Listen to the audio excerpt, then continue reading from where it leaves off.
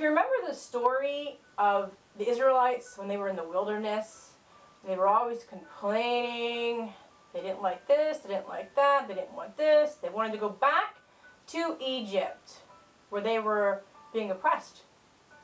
And why did they want to do that? Because they said, I would rather die in this wilderness. They had the fear that God would not give what he said he would. That God would not be faithful.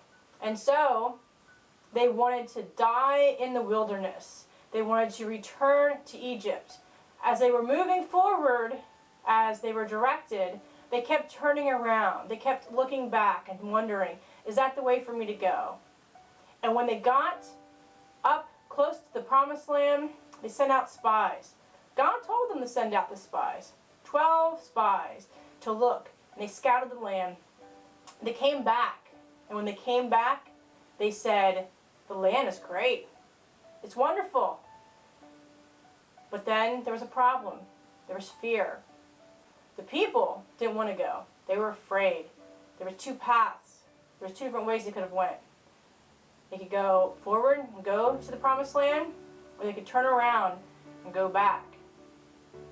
They can go back to Egypt. They can go back to oppression. They can go back to what God didn't want for them. They can turn around, or they can move forward. They said, why did we get led here? We're going to die. We should just die in the wilderness. We should have just died in Egypt. So they wanted to die. They kept thinking about this. And you know what? When you think about something, it happens. What happened to them in the wilderness? Well, two men, Caleb and Joshua, they said, hey, let's go, let's go. Let's go do this. We can get this done. They trusted God. They had faith. They believed. And the others, they said, you know what? Those people there, they're too strong. They doubted. They feared. They went with the people. And it ended up that God said, do you know what? You guys aren't coming. You guys aren't going to the promised land. You want to die in the wilderness?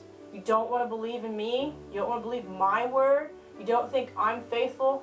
Then fine. I'll let you die in the wilderness. And only Caleb and Joshua were allowed to go.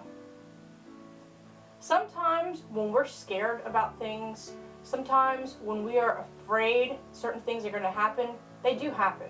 We make them happen because we don't have faith. We doubt. We worry. We look at things and we say, you know what? I don't know if I want to do that. This might happen. And then it happens. And the reason it happens is because we take our eyes off of God. We think his word will not prevail. We think what he has to say will not be true. And that is when what we feared happens. Hebrews 10 talks about not sinking back because of destruction.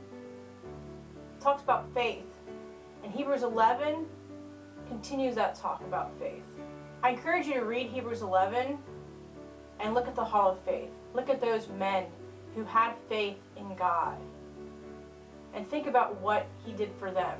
If you read all this, the entire book, you will see how every word of God prevails. He's still moving, he's still working, and his word is still prevailing. Have faith. Don't let your fears come true.